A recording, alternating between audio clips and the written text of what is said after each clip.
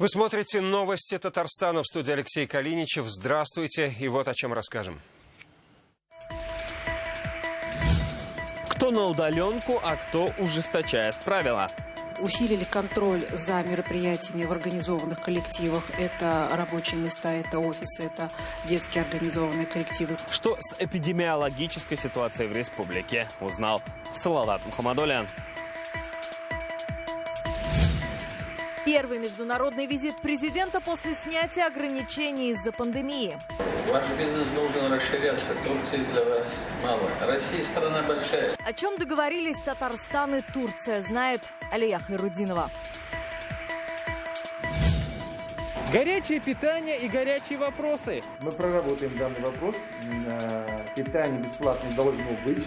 Как собираются решать проблемы, узнал Дмитрий Аринин. За 3 недели в Татарстане от коронавируса скончались 20 человек, и сейчас число летальных исходов достигло 96. Сегодня оперативный штаб подтвердил еще 2 случая смерти. Это 67-летняя женщина, жительница Казани, и 75-летний житель Набережных Челнов. В России сегодня очередной рекорд по заболевшим. За прошедшие сутки выявили свыше 15 тысяч случаев.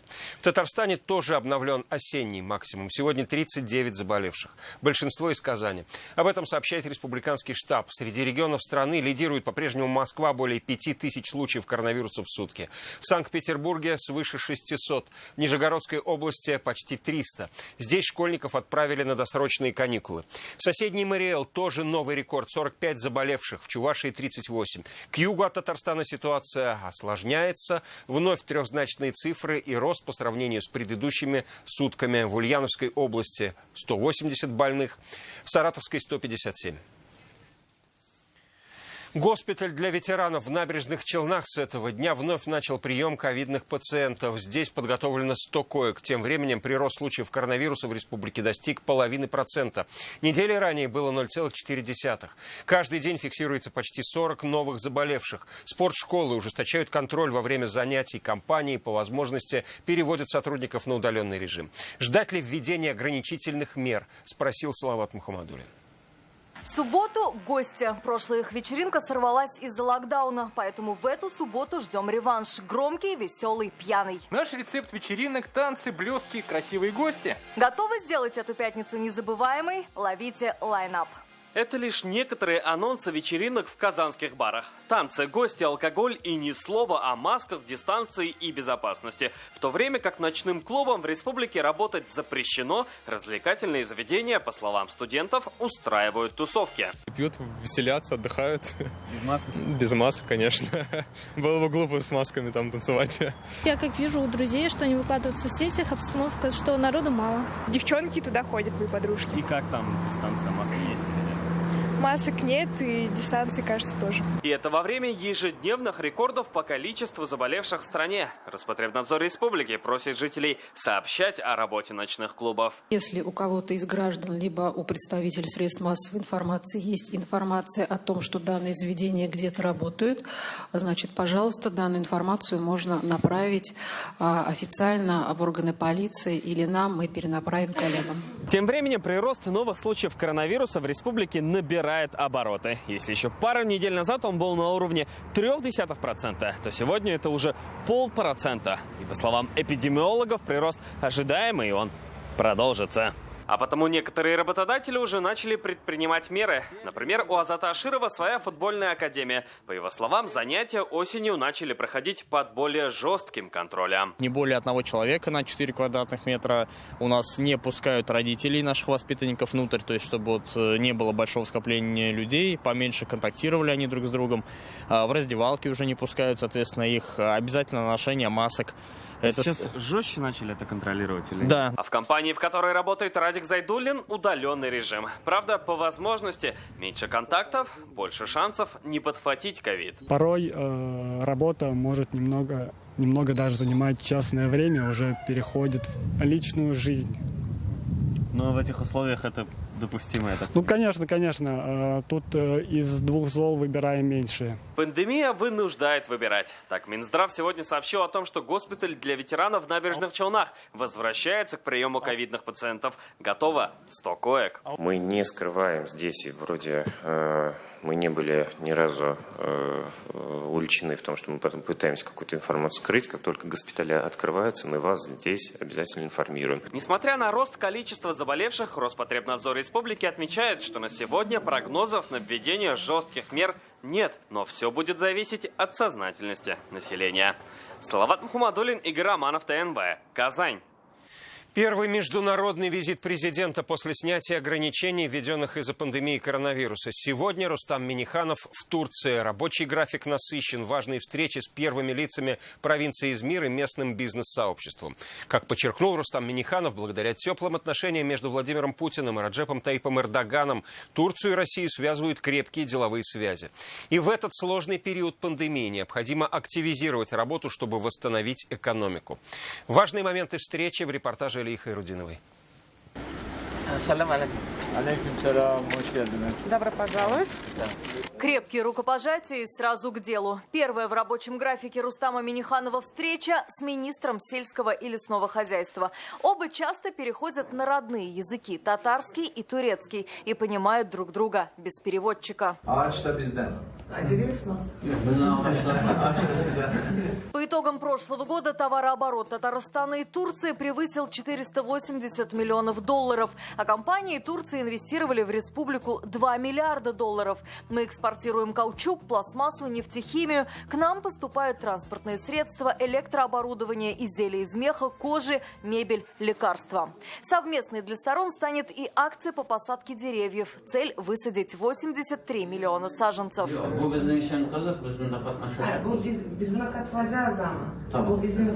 Уже на следующей встрече Рустам Минниханов приглашает турецкий бизнес в Татарстан. Сегодня в республике работают около 140 турецких предприятий. 10 из них – крупные заводы в особой экономической зоне Алабуга. К примеру, 4 года имеют татарстанскую прописку компания «Шишеджам», мировой лидер по производству изделий из стекла. И Кастамону уже 10 лет выпускают у нас напольное покрытие. Мы заинтересованы в том, чтобы турецкий бизнес и дальше развивал свои проекты в Татарстане. Использовал нашу республику как площадку для выхода на российские и евроазиатские рынки. Мы окажем вашим компаниям всестороннюю поддержку. Приглашаю вас к сотрудничеству с Татарстаном. Сегодня Турция – стратегический партнер Татарстана. Президент Рустам Минниханов предлагает начать развивать еще одно направление – легкую промышленность. Новые цели, скорее всего, обсудят в Татарстане. Рустам Минниханов пригласил делегацию Турецкой Республики к нам. Алия Хайрудинова, ТНВ, Турция. Горячий вопрос. Сегодня в Общественной палате Республики вице-премьер Лейла Фазлеева и министр образования и науки Татарстана Ильсур Хадиуллин провели прямую связь по школьному питанию. Напомним, с этого учебного года Владимир Путин поручил обеспечить бесплатные горячие обеды для школьников с 1 по 4 классы. Как показали 1,5 месяца, не все так гладко. От школьников и родителей поступают жалобы. В школе не хватает поваров. Как собираются решать проблему, узнал Дмитрий Аринин. Мы проработаем данный вопрос. Питание бесплатное должно быть. Вопросов с горячим питанием, что в теории должно быть, но на практике не всегда и не везде, сегодня поступало много. Так несколько раз повторялась претензия, что каши холодные и невкусные. Смотрите, вот каша. Постучи по ней. К примеру, это видео, как сообщают в соцсетях, сняли в 31-й школе Нижнекамска. Руководству школы поручено усилить контроль за качеством и температурой еды. При организации детского питания поставка продуктов находится на контроле президента республики, и ему докладывается информация о всех тех замечаниях, которые поступают. По поводу вкусной и невкусной, если каша всегда бывает вкусной, поэтому просто надо ребят, детей приучать к этой пище. Еще одна проблема – нехватка школьных поваров. Так из-за этого неделю не было горячих обедов в 21-й школе Альметьевска. Об этой истории мы рассказывали в понедельник. Работники сетовали. Усложнилось меню. Бесплатникам одно, платникам другое. Плюс потоки детей разделены из-за коронавируса. И фактически школьная столовая работает с утра и до вечера. В школе тяжело работать, да. Жительница Казани Елена Персиянова сама работала школьным поваром, но не выдержала и уволилась. Не хватает поваров, потому что зарплата очень маленькая. Целый день на ногах. И перемена. Дети-то все равно у нас какие сейчас. Меня там со скорой помощи даже увозили в больницу. А что случилось? Ну, потому что они как бешеные налетают все. Как сделать труд школьного повара более привлекательным, этот вопрос будут решать на республиканском уровне. Конечно, есть проблема нехватки поваров, мы эти вопросы закрываем, поэтому эти вопросы поднимались вчера и в Госсовете. Я думаю, в дальнейшем вот те моменты, которые возникают в ходе организации горячего питания не только для начальных классов, в целом по школе, мы будем закрывать. Также у родителей есть вопросы, почему горячим обедом кормят в 8 утра. Нужно сразу и с вашей стороны информировать Кабинет министров республики и Министерство образования для того, чтобы мы это отрабатывали. Потому что некоторые недоговоренности, они возможны. Это значит, что где-то недостаточно информировано, где-то недостаточно сформулировано, что это за прием пищи. Потому что на самом деле в некоторых учреждениях может быть и завтрак, и затем прием пищи, который в соответствии с тем поручением, которое выполняется по поручению президента Российской Федерации. Еще появляются сообщения, что бесплатно это только для льготников. Нет, 100%. Я сказал, 209 тысяч детей мы всех кормим бесплатно, горячим питанием. Только за час на прямую связь поступило несколько десятков звонков от родителей. Были и письменные жалобы. Учитывая актуальность темы, все вопросы можно будет адресовать в течение всего учебного года. В Министерстве образования республики открыли постоянную горячую линию. Роспотребнадзору поручено проводить неплановые проверки, ежеквартально докладывать о положении дел. Дмитрий Ирина, Адель Миндубаев, ТНВ, Казань. Верните большие автобусы. С такой просьбой обращаются челнинцы к городским властям. На этот раз терпение закончилось у родителей детей-инвалидов, которые уже несколько месяцев вынуждены добираться в реабилитационный центр на такси. Своими проблемами они поделились с нашей съемочной группой. Эти кадры журналистам прислал отец ребенка-инвалида Юрий Никишин. Вместе с сыном они ждали автобус, чтобы доехать до реабилитационного центра, но ни один водитель не согласился довезти мужчину с ребенком в инвалидной коляске. А как на коляске заехать? То есть вы нас не возьмете? В результате Юрию пришлось идти пешком, толкая коляску с сыном несколько остановок. Мужчина уверен, отсутствием больших автобусов в Автограде нарушаются права маломобильных групп населения и намерен обращаться в вышестоящие инстанции. Нарушается Конституция Российской Федерации, статья 7, статья 19, Федеральный закон о социальной защите инвалидов Российской Федерации номером 181, статья 15, а также административный кодекс статьи 9.13, 11.24. Просим принять меры и привлечь к ответственности всех виновных лиц. Оксана Бубис знакома с этой проблемой не понаслышке. Она с ребенком тоже регулярно ездит в реабилитационный центр. И эта проблема беспокоит всех челнинских родителей детей-инвалидов, у которых нет собственного автомобиля, говорят они.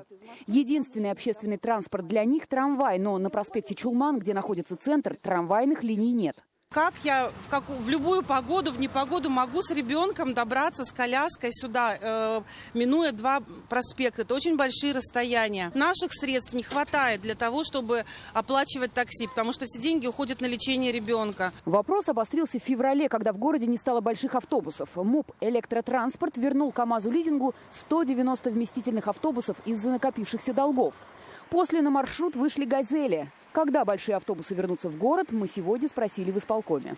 Мэр Наиль Магдеев на первом заседании городского совета отметил, что в ближайшее время автобусы большей вместимости в нашем городе появятся. В настоящее время ведется работа по привлечению потенциальных инвесторов на осуществление перевозки пассажиров крупногабаритными автобусами. Помимо автобусов можно воспользоваться трамваями, конечно, если позволяет маршрут. Расписание низкопольных трамваев можно увидеть в приложении «Челны транспорт» или Яндекс.Карты. Челнинцам, для которых доступная среда пока недоступна, остается ждать и надеяться, что в скором времени общественный транспорт в Автограде станет доступным для всех. Светлана Звонарева, Валерия Новожилова, Сергей Вильданов, ТНВ, Набережные Челны. Татарстане создана рабочая группа по вопросам строительства трассы М-12 Москва-Казань. Ее возглавил министр транспорта и дорожного хозяйства республики Фарид Ханифов. В состав вошли представители инициативной группы. Она будет собираться вплоть до 2024 года. Власти будут открыто обсуждать вопросы строительства дороги. Уже начались встречи с жителями. Сегодня они прошли в Каипах и Русском Никольском Лаишевского района. С учетом предложений граждан вдоль автомобильной дороги посадят деревья. В рабочей группе, которая создана правительством, она согласована президентом, будем работать в абсолютно открытом режиме.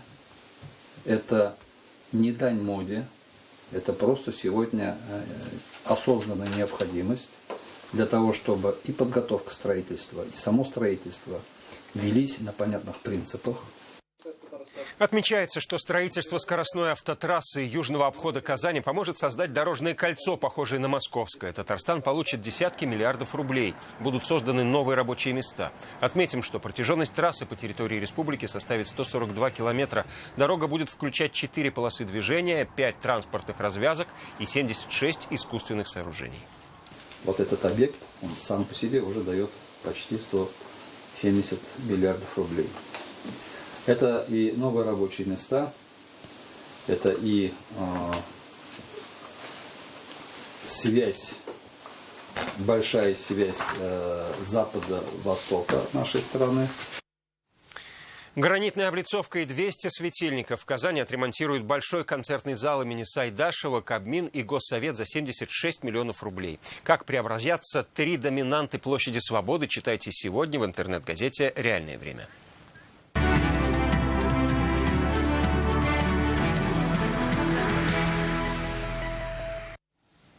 Продолжаем выпуск. При принятии важных конституционных законов нужно учитывать мнение регионов. Об этом сегодня заявил Фарид Мухаммедшин на заседании рабочей группы по реализации конституционных изменений.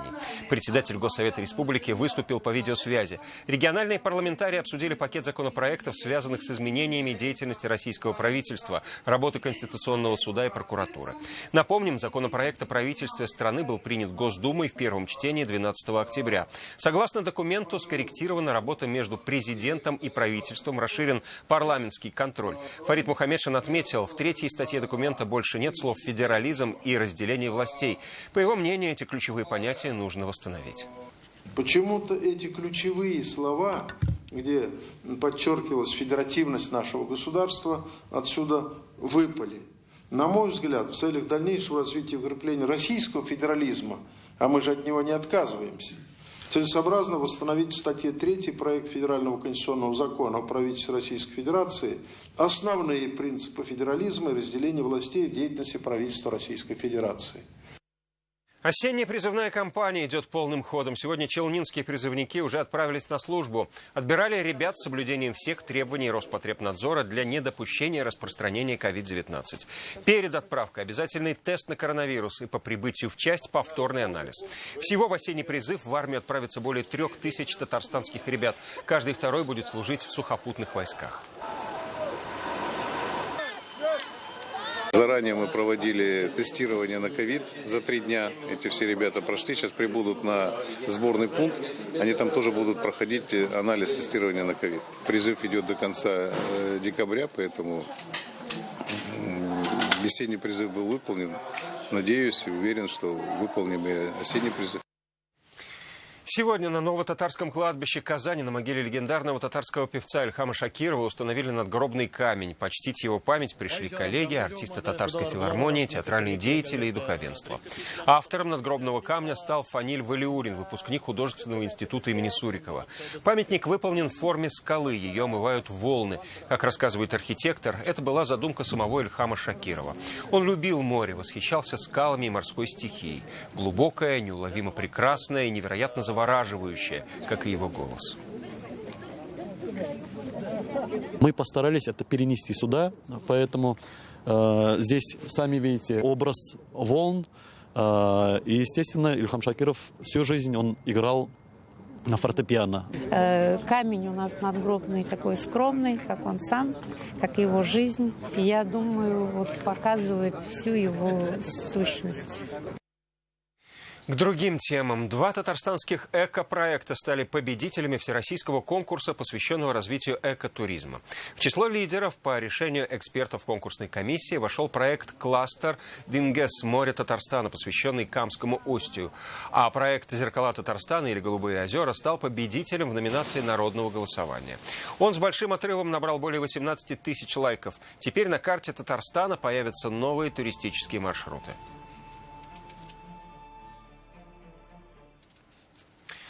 Уже завтра с 6 утра татарстанцы вновь смогут посетить традиционные сельскохозяйственные ярмарки. Они пройдут в Казани, Нижнекамске, Челнах и поселке Октябрьский Зеленодольского района.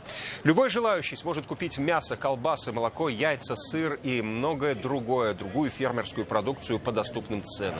Напомним, в Татарстане осенние ярмарки начались еще 12 сентября и будут идти еженедельно до Нового года. По итогам уже проведенных 5 ярмарок реализована продукция на 280 миллионов рублей. И это все, о чем мы успели вам рассказать. Далее о погоде. До встречи и всего вам доброго.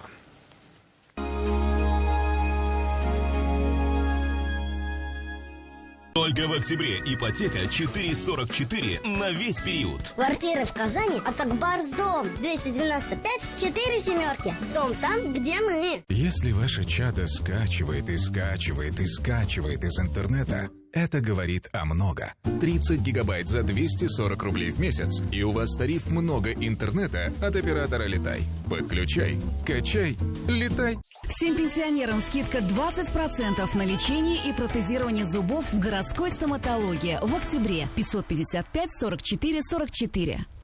Хочешь «Ладу» по программе «Трейд-ин»? Пожалуй, лучший трейд-ин в автоцентре «Парус». Сенсация! В Казанском цирке долгожданное открытие. С 12 сентября фееричное большое цирковое шоу.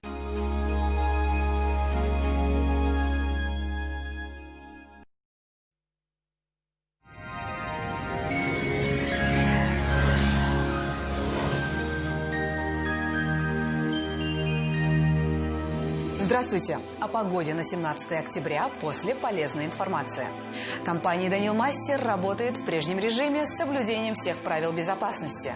Не откладывайте заказ и радуйтесь своей новой кухне или шкафу-купе уже сейчас. Звоните 2-167-166. «Данил Мастер» с заботой о вас. По данным сервиса Яндекс.Погода, 17 октября на юго-востоке в Бугульме, Вавлах, Азнакаево небо прояснится, но утром местами пройдет снег. Похолодает, дневная температура плюс 6. На северо-востоке, в Нижнекамске, Набережных Челнах, Елабуге также утром возможен снег, температура пониженная.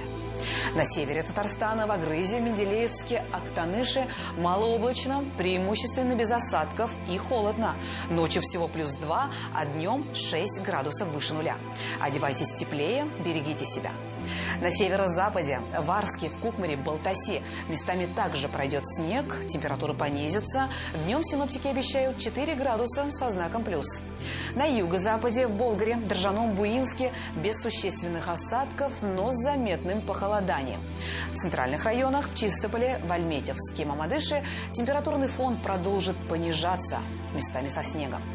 Начинаем перестраиваться на осенний лад. Но не теряем надежду, что осень все же будет дальше мягкой и не суровой. Федеральная сеть медицинских центров «Доктор Ост» – лечение самых сложных заболеваний позвоночника и суставов без боли и хирургического вмешательства. За 12 лет в 10 городах России врачами клиники отменено более 39 тысяч операций. Лучший протез – тот, что остался в упаковке. Мы беремся восстановить сустав даже на стадии некроза, без операций, с помощью передовых технологий. Приходите в «Доктор Ост». Убедитесь, вернуть сустав к жизни можно в любом возрасте. Что, накипело? Да нет. Забудьте о накипи. Гейзер Макс работает в 6 раз дольше обычных фильтров. Фильтр Гейзер Макс защищает от накипи в 6 раз дольше обычных фильтров для жесткой воды. В очищенной воде сохраняются природные минералы и полезные микроэлементы – кальций, магний и калий. В Казани будет малооблачно. Утром местами снег. Ночью 4 градуса выше нуля, днем плюс 6. Ветер северо-западный порывистый. Атмосферное давление 755 миллиметров ртутного столба. Влажность воздуха 72%. В магнитном поле Земли без заметных возмущений. У жителей нашей республики есть возможность позаботиться о своем здоровье без значительных финансовых затрат. С 1 по 31 октября в аптеках низких цен «Фарма Импекс» проходит акция «Купи выгодно». Берегите себя и своих близких. Покупай выгодно в аптеках «Фарма Импекс». Дитролекс 1172 рубля. Визин 293 рубля. Крион 10233 рубля. Выбирай ближайшую аптеку. Аптеки «Фарма Импекс». Аптеки низких цен.